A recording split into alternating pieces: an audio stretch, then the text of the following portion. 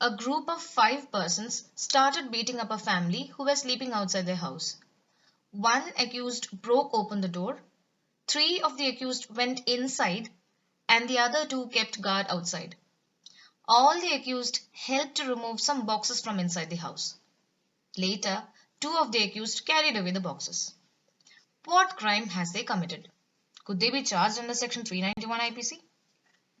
Today we shall learn the offence of dacoity, which is provided under Section 391 IPC. We shall cover the meaning and definition of dacoity, the essential ingredients of the offence of dacoity, the punishment for dacoity, then onto the activity session and the problem to ponder. You're watching Law Cities, the mini law lecture series.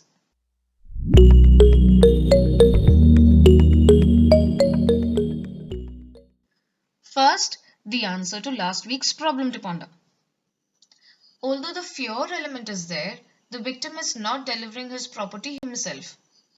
The facts here say that the accused is carrying off his property, which suggests the accused is taking the property out of the possession of the victim without his consent with dishonest intention, which is nothing but theft. And along with theft, when the fear element is there, the offense happens to be robbery. Alright, so now on to today's topic. Dacoity is also an offense against property, and hence you'll find this offense falling under Chapter 17 of the Indian Penal Code. And Section 391 therein provides for the definition of the offense of dacoity. Primarily speaking, robbery committed in association is dacoity. And you know what robbery is, isn't it? We have covered Section 390 IPC in the previous lecture, and we saw when theft becomes robbery and when extortion becomes robbery. Going by Section 391, which defines dacoity, the offense is nothing but robbery committed by 5 or more persons. Now let us see what the essential ingredients of the offense of dacoity are.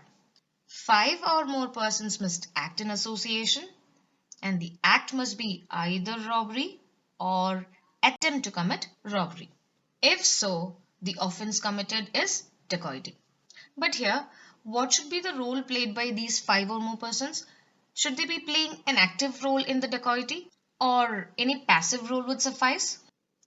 When the law has envisaged a minimum number of 5 persons for making a robbery a dacoity, it had a clear view as to the involvement of these persons in the commission of the crime. Section 391, when defining dacoity, does not limit the persons to the persons who are actually committing the offense of robbery. It includes in it the persons committing robbery, the persons who are attempting to commit robbery, and also the persons who are present at the scene of occurrence and aids the commission of robbery. So as is clear, the scope of the persons, the 5 or more persons, the minimum requirement of persons have been widened through this definition of dacoity provided under the provision. And as far as the liability is concerned, is there any difference in liability for each of these 5 or more persons?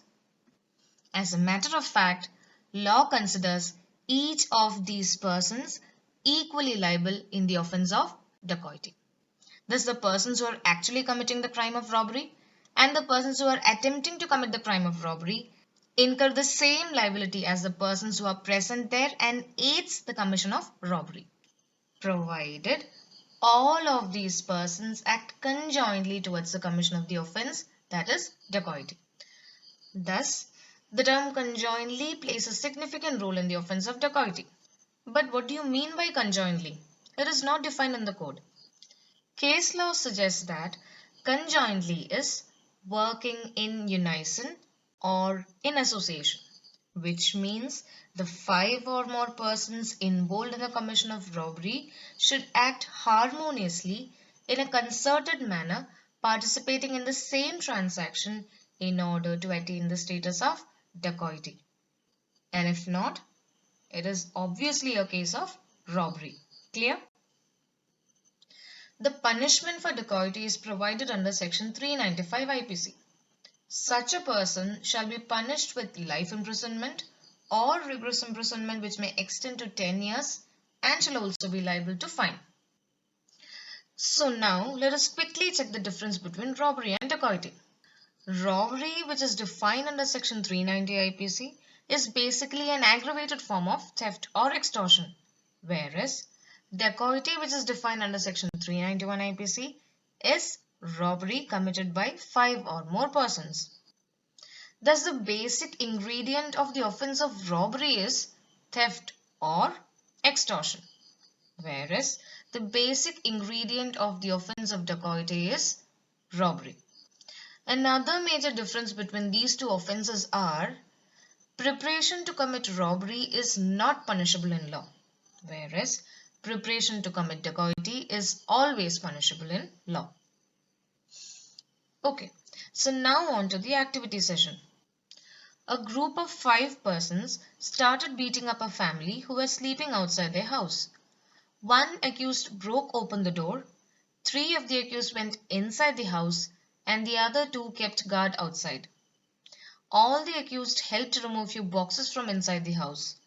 Later, 2 of the accused carried away the boxes. Could they be charged under Section 391 IPC?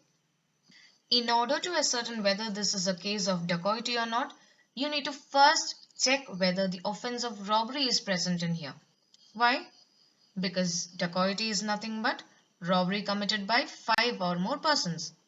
Here, in facilitating theft, the group of 5 persons had caused hurt to the family members.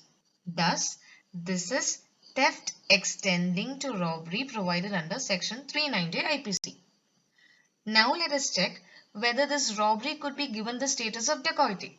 That is, we ought to check whether the 5 or more persons criteria hold good here. Even though the facts put the involvement of 5 persons involved in the commission of the robbery, they all seem to be doing different things while committing the robbery.